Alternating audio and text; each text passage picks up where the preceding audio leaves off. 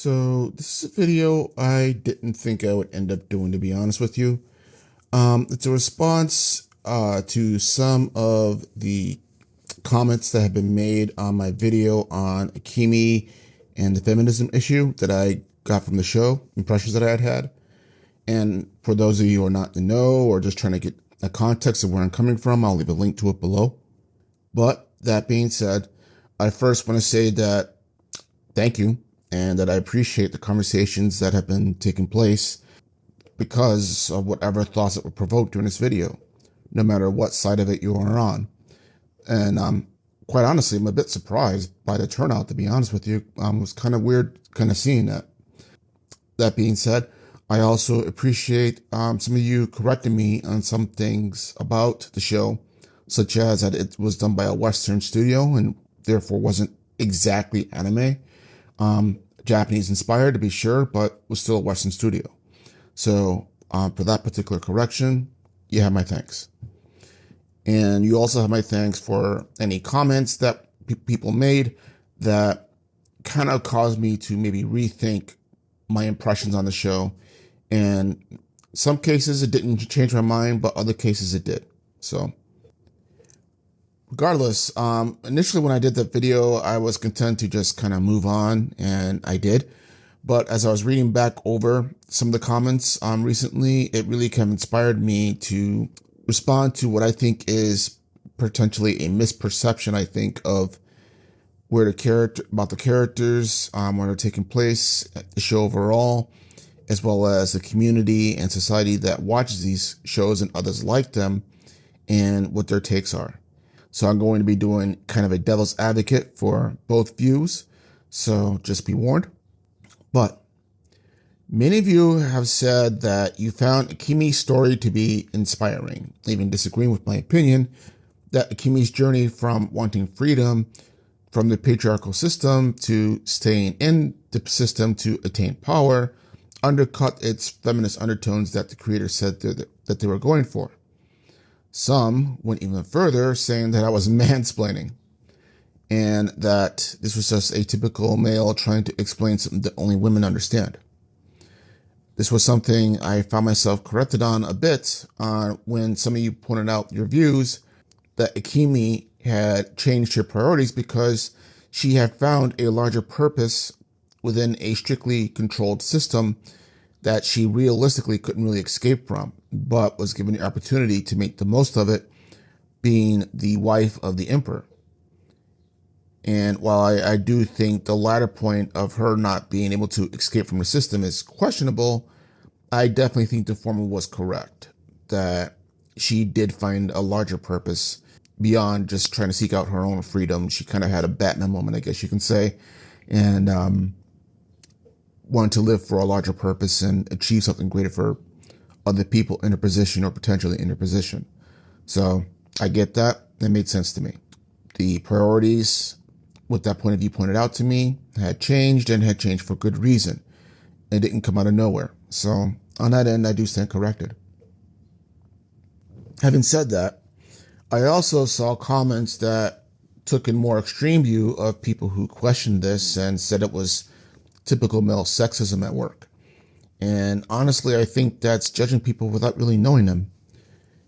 If we're being entirely honest, very few men from Generation X and anything after that do believe that women should not be subject to the whims of men and generally support women's rights. Just look at the percentage of the country that believes that women should have the right to their own bodies when it comes to abortion.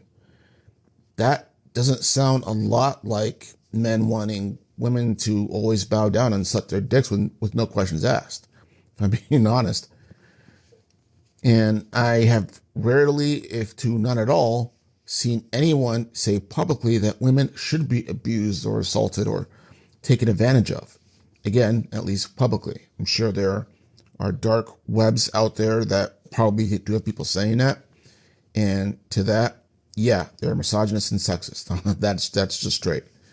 No human being should want to do that to another human being, I believe.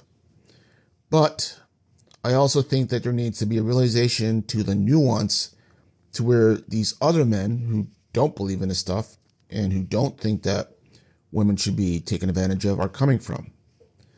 I think for them, shows that highlight and push forward an image of strong women against oppressive men, or that men are weak against the inner power of women, is the equivalent of a door-to-door missionary asking random people if they've read the Bible lately. If something like that annoys you, then you can understand where they're coming from, because those missionaries believe just as wholeheartedly in the righteousness of their efforts as feminists do about wanting equality and pushing any image that supports that going forward. They also both believe that it is for the good of the person, not necessarily trying to push their own agenda. I think that Blue Eyed Samurai did an excellent job of balancing out the modern view of feminism within the context of a story within Japanese culture at that time. That being said, there's the other end of the spectrum. Many people felt that the show was sexist against men, and that it was only portraying them as weak-willed simps that are easily seduced or overpowered by stronger and smarter women, and that it wasn't realistic. Just another card to the long train of feminist shows that seem to overload anything they watch on TV or cinema these days. And to that, I say yes, there is an agenda with the show because the creators outright said so in the interviews. There's no conspiracy here because it's out in the open from the horse's mouth, as the saying goes. Anyone could pull it up and see what they say that their intentions are. It's no secret. However, there's also aspects about the show that go against this stereotype as well. There are several strong and intelligent male characters within Blue Eyed Samurai that more than hold their own, and who provide a foil and a challenge to Mizu and Akemi in the views that they're representing or that they're putting forward. Some of this isn't exactly in a conversation, but is pretty much done in action. How the people are behaving or reacting to said person or situation. Also, too, it is also true that Netflix is known for pushing forward shows that are more progressive. And I don't have a problem with that. I think that's all right as long as that's the original plot of the story. And at the same time, though, it also allows shows to go forward that would kind of go against that, or that many people interpret as going against that. Just look at the reactions to comedy shows from Dave Chappelle and Bill Burr, for example. There's a shit ton of people who hate those shows, and those comedians as well, for the things that they have said. But Netflix still continues to show their comedy episodes. So, to me, that's balance, because you're pissing off both sides, basically. Moreover, the strong and smart female characters in Blue Eyed Samurai on more than one occasion are humbled or have their asses handed to them when they start getting overconfident, as humans do. It's not a one-sided ass beating, even if the woman happens to come out the victor at the end. If you come into a show with expectations that it's going to be one way or the other, then chances are that is all you're going to see.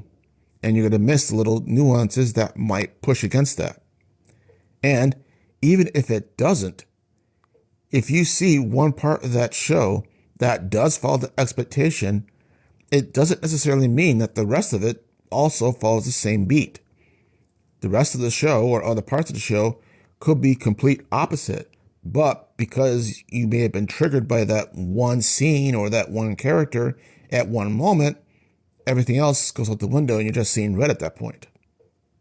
So I think it comes down to an issue where everybody comes into the shows that they watch with the baggage that they bring with them. It's kind of like that scene in Empire Strikes Back when Luke is training with Yoda on Dagobah, and he has that test where he has to go into that cave. He gets a feeling, but doesn't know what or why, just that it's bad. When he asks Yoda what's in there, Yoda cryptically replies, "Only what you take with you," but Luke must go in to take this test. So Luke practically straps on his weapons, and then Yoda says to him that he doesn't need them. But Luke does so anyway. And what happens? He's greeted by a phantom but terrifying Sith Lord, beheads it, and then sees his face in the rolling mass on the ground, symbolizing that he has failed the test. Blue-Eyed Samurai is that K for many viewers, and the Phantom Sith Lord is either the woke agenda or the anti-woke agenda with sexist men. Now, I understand, having said all this, that this still may not help some people change their minds or anything. And again, that's fine. I'm not really trying to change anyone's mind in any videos that I do. I'm just presenting a perspective, a philosophical perspective at that. And if you dissubscribe because of one of the videos that I did and you find this to your distaste, then you may feel like you want to unsubscribe, and that's fine too. I totally get that. No hard feelings. I just felt that this was something that needed to be said for those who might choose to listen to this. And again, my thanks to everyone who commented on this particular video and any videos that I've done, actually.